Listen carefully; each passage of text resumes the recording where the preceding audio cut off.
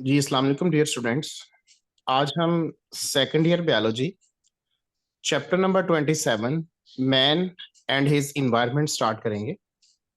यानी कि हम इस चैप्टर के अंदर डिस्कस करेंगे कि इंसान का इसके इन्वायरमेंट के साथ क्या रिलेशन है। जो लेटेस्ट स्कीम आई है उसके अकॉर्डिंग ये चैप्टर आप शॉर्ट के लिए प्रिपेयर करेंगे। तो लेट्स सी, पहला टॉपिक हम स्टार्ट करते हैं कि ये एक हमारा जो इन्वायरमेंट है इसके अंदर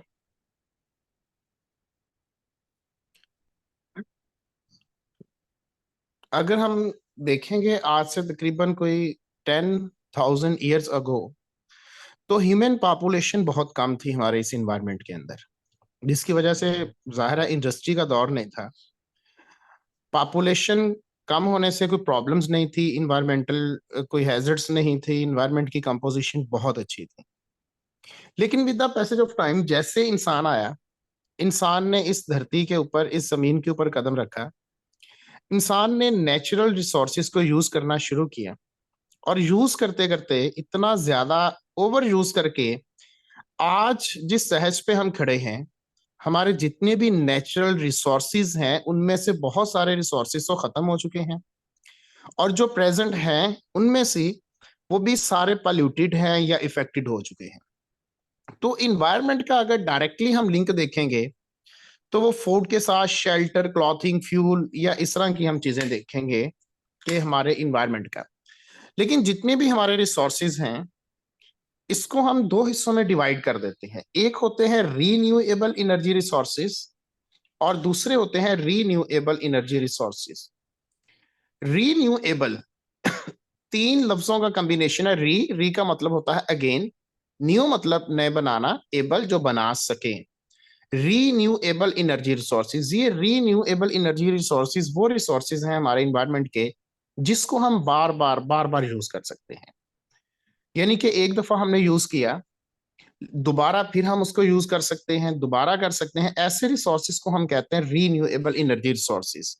जैसे हम एयर की बात करेंगे, एयर हम लेके जाते हैं, ऑक्सीजन लेके जाते हैं, कार्बन डाइऑक्साइड बाहर निकाल देते हैं, प्लांट्स कार्बन डाइऑक्साइड को लेके ऑक्सीजन को निकाल देते हैं, यानी कि वो एक साइकिल चल रहा है हमारे।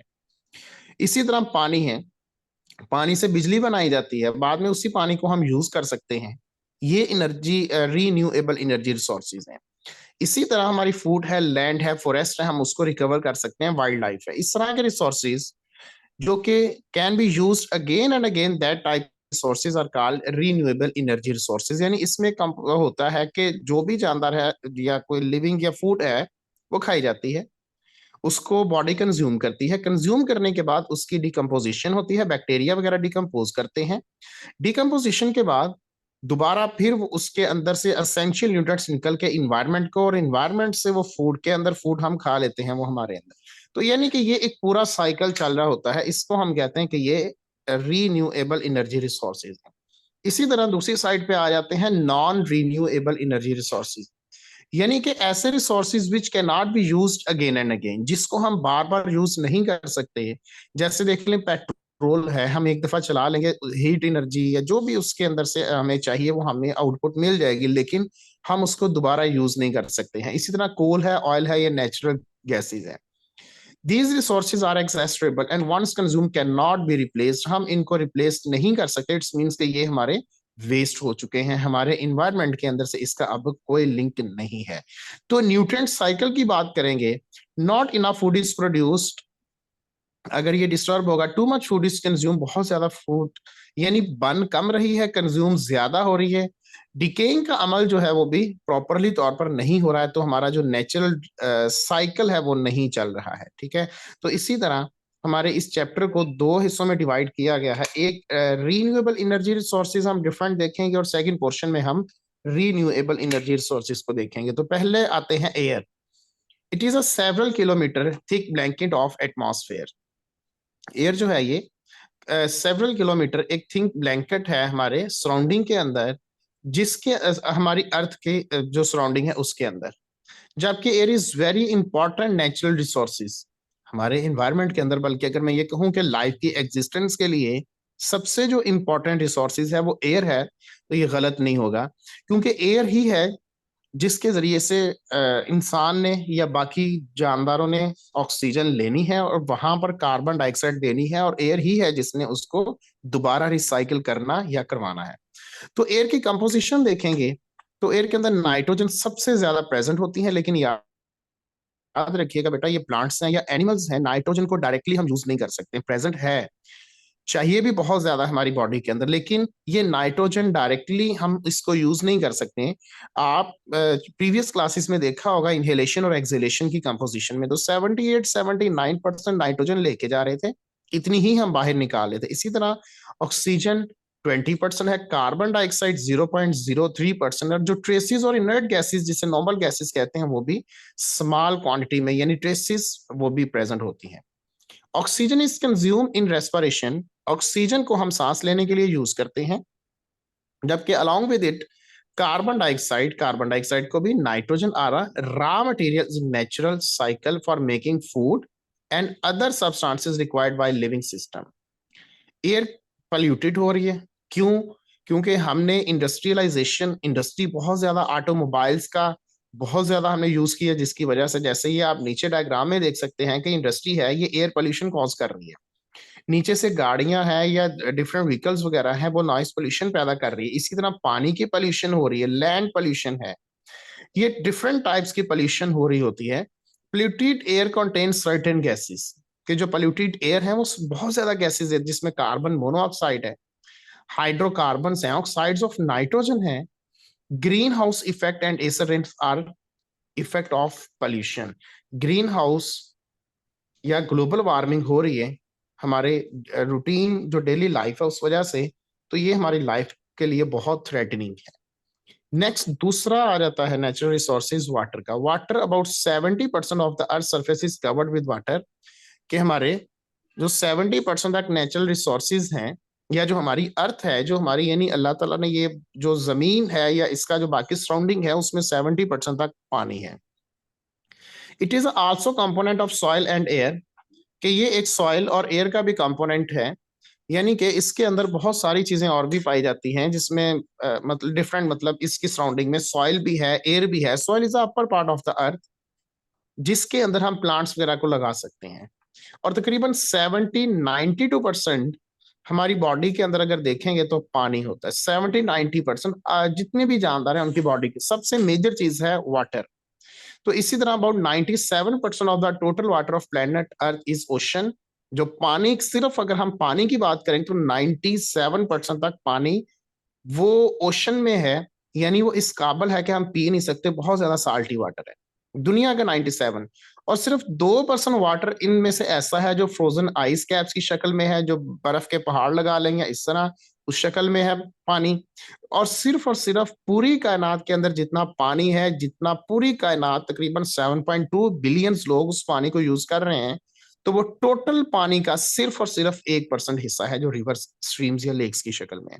यानी आप इससे अंदाजा लगा लें कि पानी कितना ज्यादा है। अगर पूरी कायनात के इंसान मिलके सिर्फ 1% पानी को एग्रीकल्चर के लिए यूज कर रहे हैं, पीने के लिए यूज कर रहे हैं, वॉशिंग पर्पस के लिए यूज कर रहे हैं, तो अंदाजा लगा लें कि टोटल पानी कितना होगा। तो पानी के यूजेस क्या हैं?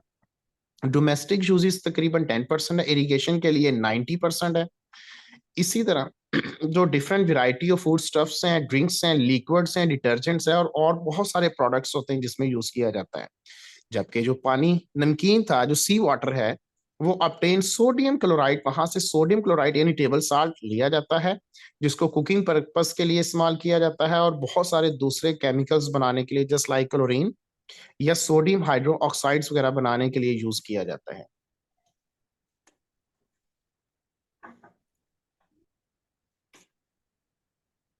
अच्छा, इसी तरह देखेंगे, ये जो हमारा इंडस्ट्रियल वेस्ट है ये बहुत ज्यादा टॉक्सिक होता है।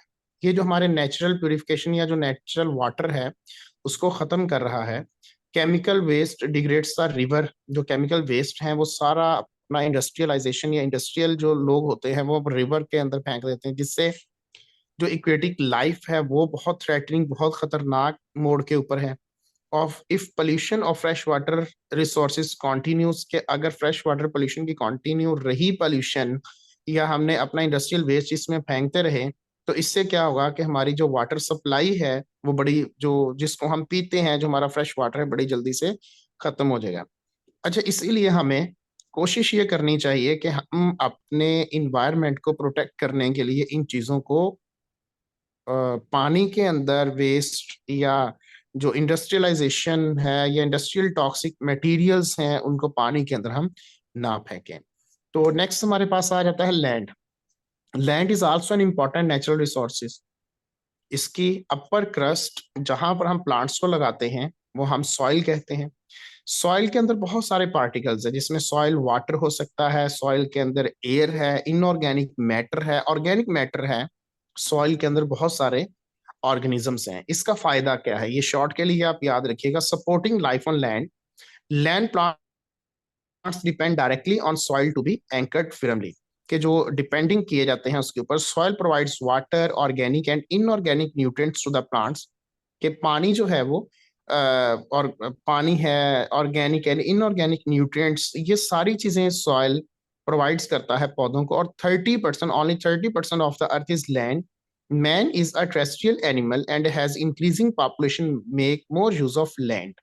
With the passage of time आपको पता है कॉलोनियां बन रही हैं, इंडस्ट्रियां बन रही हैं, रोड्स बन रहे हैं, तो यानी जो हमारी लैंड है उसको यूज किया जा रहा है। 11% of the total area of the world is under cultivation. Soil is continuously being depleted. हम अपने जो डिफरेंट रिसोर्सेज हैं, नेचुरल रिसोर्सेज की तरह सॉइल का जो रिसोर्सेज है हम उसको भी गंदा कर रहे हैं, हम उसको भी खत्म कर रहे हैं। Due to vigorous crop production, land may also be abuse in many ways like erosions हैं। पुअर एग्रीकल्चर है, बहुत ज्यादा उन्होंने न्यूट्रिएंट्स दे दिए, कम देने थे, एसिडिफाई कर दिया, या यानी लेक ऑफ नॉलेज की वजह से। अच्छा जी, इसी तरह poor agriculture practice, extensive grazing, grazing बहुत ज्यादा हो रही है लीचिंग की वजह से। इसी तरह rapid urbanisation is also a factor in disturbing the natural land condition, के जो fertilisers, insecticides, pesticides are also polluting the soil. Fertilisers, insecticides, insects को किल करने के लिए, पेस्टिसाइड्स, पेस्ट वगैरह के लिए, फर्टिलाइजर्स कहते हैं हम जो प्लांट्स को डिफरेंट न्यूट्रिएंट्स दिए जाते हैं, वो हमारी सॉइल को पॉल्यूट कर रहे हैं। To conserve soil, proper awareness is required. Farmers and general public में बी एजुकेटेड थ्रू मीडिया, के मीडिया के जरिए से हम लोगों को एजुकेट करें ताकि हम इस पोल्यूशन से बच सकें। नेक्स्ट हमारा है वाइल्ड लाइफ। वाइल्ड लाइफ क्या है? In general, wildlife refers to non-cultivated and non-domesticated animals. Non cultivated plants यानी वो वाले प्लांट्स जिसको हम लगाएं ना, वो खुद एक नेचर के सहारे निकलें, दरख्त बने, फॉरेस्ट बने। और वो वाले एनिमल्स जिनको हम घर में ना रख सकें या वो इन्वायरमेंट के सहारे पले बढ़े, ऐसी लाइफ को हम कहते हैं वाइल्ड लाइफ, जंगली जिंदगी। ये हमारी फूड का एक मेजर सोर्स है ह्यूमंस के लिए। जो डोमेस्टिक, नॉन डोमेस्टिकेटेड या जो नॉन कल्टिवेटेड प्लांट्स हमारी फूड का एक बहुत बड़ा रिसोर्सेज हैं। हम किसी ना किसी तरह इसके ऊपर डिपेंडेंट है। There is a delicate balance between living organisms and environment, के एक बहुत बैलेंस होता है लिविंग ऑर्गेनिज्म और इन्वायरमेंट के अंदर। लेकिन क्या है कि जैसे जैसे हम अपने बाकी नेचुरल रिसोर्सेज को खत्म कर रहे हैं, इसी तरह हम वाइल्ड लाइफ को भी खत्म कर रहे हैं। अच्छा, man's decisions regarding usefulness or harmfulness of the wildlife have led to severe disturbance in natural habitats. Natural habitats ये वो वाला habitat था जहाँ पे कुछ birds हैं, कुछ reptiles हैं, amphibians हैं, बाकी birds हैं, mammals हैं, वो natural या nature के सहारे grow कर रहे थे। इंसान ने उसका गलत इस्तेमाल किया, और with the passage of time इंसान की एक्टिविटीज की वजह से, यानी इंसान ने शिकार ज्यादा किया या इंसान ने जंगलात को अपने रोड्स बनाने के लिए कट कर दिया, इस वजह से क्या था कि जो नेचुरल हैबिटेट था बहुत सारे जानदारों का वो खत्म हो गया, जिसकी वजह से बहुत सारे जानदार नापैद हो चुके हैं, एक्सटिंक्ट हो चुके हैं, और else in their number to be on verge of extinction, के या तो वो एक्सटिंक्ट हो चुके हैं या वो एक्सटिंक्ट होने के नजदीक तरीन है। अगर तो वो बिल्कुल नजदीक तरीन है एक्सटिंक्ट होने के, तो उन जानदारों को हम कहेंगे इंडेंजर्ड स्पीशीज, यानी खतरे में है। Today there are thousands of endangered species of plants and animals. Wildlife is a renewable resources. No doubt हम renewable energy resources को देख रहे हैं।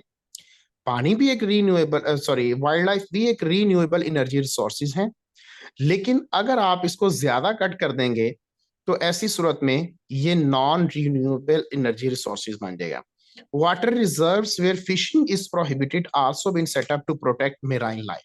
अब ये वाइल्ड लाइफ सिर्फ और सिर्फ जमीन के ऊपर नहीं, पानी के अंदर भी जो जानदार नॉन डोमेस्टिकेटेड होंगे वो भी इसी वाइल्ड लाइफ के अंदर आएंगे। लेकिन हमने फिशिंग करके बहुत सारी नस्लों को हमने पानी के अंदर से खत्म कर दिया। Rare species are sometimes kept in zoos, they can be safely breed के, ताकि हम उसको सेफली ब्रीड करवा सके। वाइल्ड लाइफ का रोल क्या है? Wild life plays very important role in food chain. Wild life हमारे फूड चेन के अंदर बहुत बड़ा रोल देंगे। Without this the food chains can be disturb to such extent, इस हद तक वो डिस्टर्ब हो जाएगी कि उसको बैलेंस करना हमारे लिए बड़ा मुश्किल हो जाएगा। The effects of changes in the environment brought about by man are becoming more and more apparent with the passage of time. He must keep the wildlife balance, otherwise it may also jeopardize life existence. हमें अपने इस natural resources को protect करना चाहिए ताकि हम अपने environment को प्रोटेक्ट कर सके। जाहिर है कि अगर हम ओवर फिशिंग नहीं करेंगे या हम अपने नेचुरल रिसोर्सेज को प्रोटेक्ट करके रखेंगे तो जाहिर है कि हम अपनी जो वाइल्ड लाइफ है उसको प्रोटेक्ट कर सकते हैं।